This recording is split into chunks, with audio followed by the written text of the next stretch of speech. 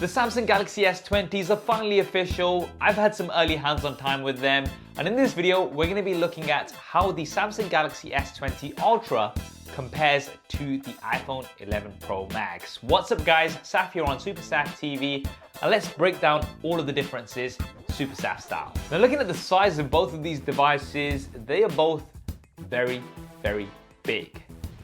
That's what she said! Now, the S20 Ultra, I would say, is bigger overall. It's quite a bit taller. It's also a little bit thicker, but the iPhone 11 Pro Max is slightly wider and it also weighs a little bit more. Now, the reason why the S20 Ultra is taller is because it does have a larger display, a 6.9-inch display versus the 6.5-inch display on the iPhone 11 Pro Max. The iPhone 11 Pro Max has that notch with uniform bezels all around.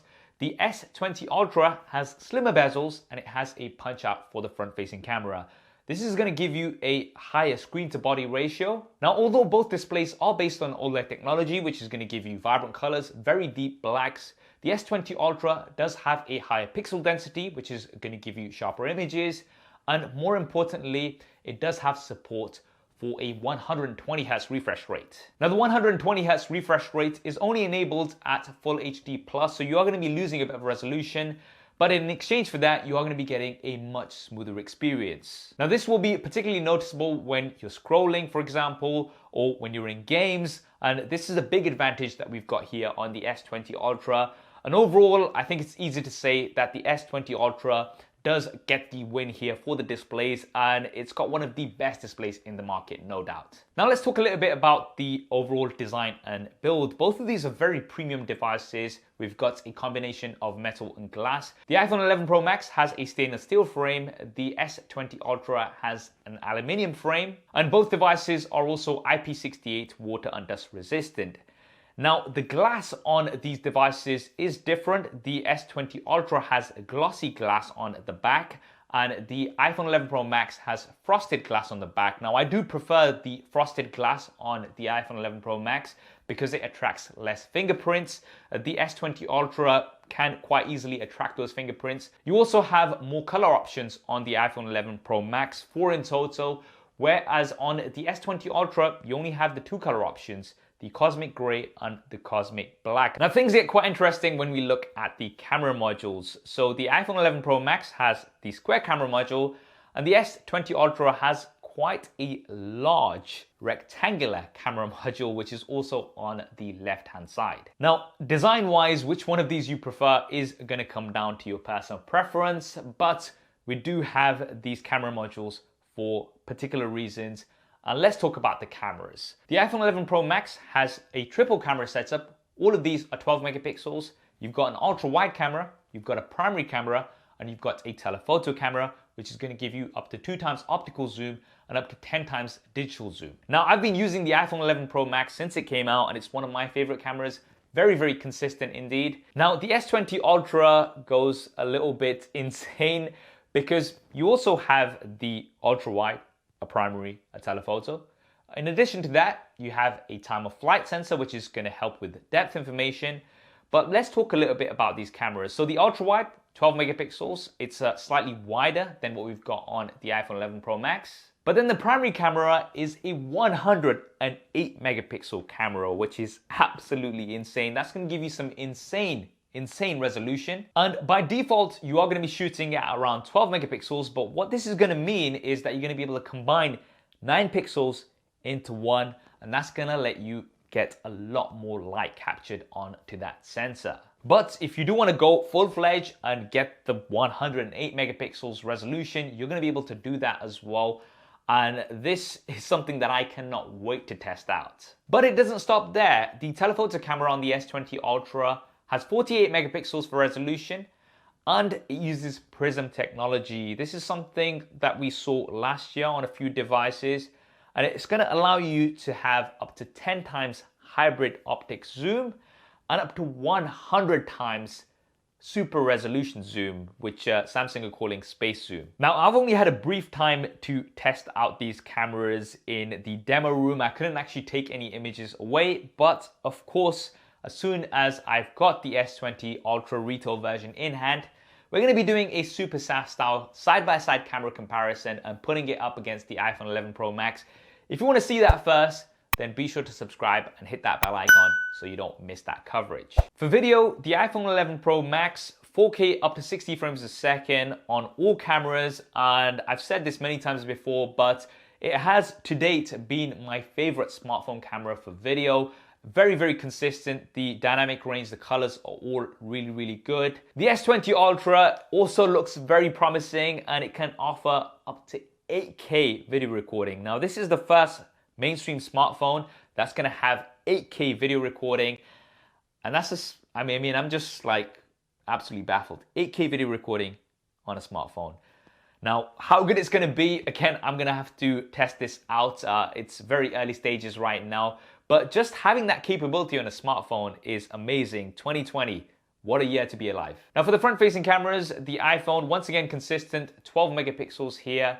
The S20 Ultra, 40 megapixels, so they're really going insane with all of these megapixels. Once again, you are going to be getting some pixel binning, so you're going to be combining like 4 pixels into one to let in a lot more light by default, but you're going to be able to go ahead and change this if you do want that full 40 megapixels resolution. And both devices can also film 4K from the front-facing camera at up to 60 frames a second. Now let's talk a little bit about the internals. The iPhone 11 Pro Max has the A13 Bionic chip. The S20 Ultra is going to come with either the Qualcomm Snapdragon 865 chipset or the Samsung Exynos 990. Now, which one you get is going to depend on your region. And you also do get more RAM on the S20 Ultra, but as you guys know, when it comes to actual performance, the software plays a big part. And we do, of course, have very different software. We've got iOS 13 on the iPhone 11 Pro Max. We've got Android 10 with One UI on top on the S20 Ultra. Now, which one of these you prefer is going to come down to your personal preference. I'm not going to go into an Android versus iOS battle. I use both, as you can tell. But one of the new features that you've got on the S20 Ultra is Quick Share. Now, as far as I understand, this works similar to AirDrop, so you're going to be able to quickly share files between other Galaxy devices. AirDrop, something that I absolutely love on my iPhone and any Apple products, being able to share things very quickly and easily. In terms of speed and performance, these are going to be absolutely fine. Of course, one of the advantages that you're going to get with the S20 Ultra is that higher refresh rate as well as the higher responsive time for touch, which is 240 Hertz. So it'll be interesting to see how much this affects things like gaming. Now for storage, the iPhone 11 Pro Max does come with either 64, 256 or 512 gigabyte options at different prices, of course.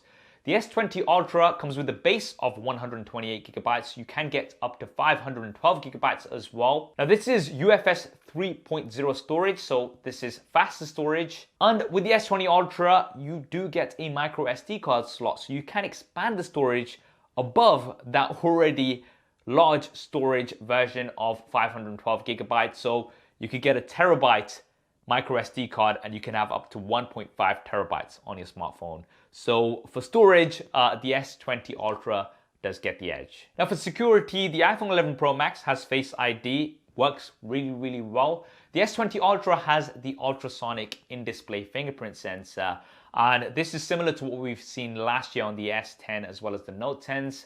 And this is going to come down to your personal preference. Now, you do have the ability to use face recognition on the S20 Ultra, but this is not going to be as secure because it is just using the front-facing camera. So I would recommend using the ultrasonic in-display fingerprint sensor. Now let's talk a little bit about the audio. So both devices do have stereo speakers, and unfortunately neither of these have a 3.5mm jack. This is something that was kind of expected with the S20 Ultra. It seems like the S10s from last year were the last Samsung Galaxy S devices with a 3.5mm jack. And for batteries, the S20 Ultra does have a larger battery. You're looking at around 25% larger.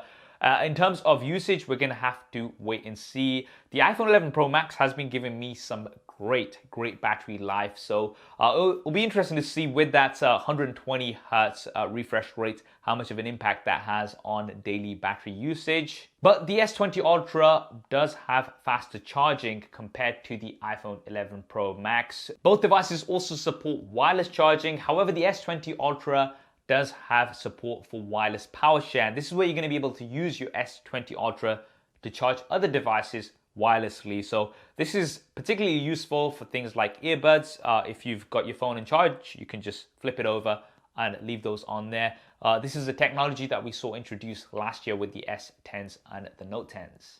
Now, before we look at the pricing, one big advantage that the S20 Ultra has is that it's got support for 5G. This is something that the iPhone does not have as yet. Now, this may or may not be important to you, but if you are in a 5G enabled area, with the S20 Ultra, you're going to be able to take advantage of that because it comes default out of the box with 5G enabled.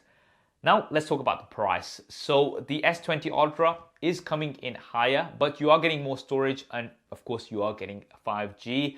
And this is going to vary, this price is going to vary depending on your region. And in terms of availability, the iPhone of course is available right now. The S20 Ultra is going to be available for pre-order from the 21st of Feb. And it's going to be releasing around the 6th of March in US. And those are all of the key differences between the iPhone 11 Pro Max and the Samsung Galaxy S20 Ultra. As mentioned, as soon as I've got the S20 Ultra retail version in the house, we're going to be doing lots more coverage with it. If you want to see all of that first, then be sure to subscribe and hit that bell icon so you don't miss any of that. What do you guys think of the iPhone 11 Pro Max versus the S20 Ultra? Which device would be your pick? Definitely drop me a comment below and let me know your thoughts. I hope you enjoyed this video and found it useful. If you did, then do hit that thumbs up button for me. Thanks for watching. This is Saf on SuperSaf TV. I'll see you next time.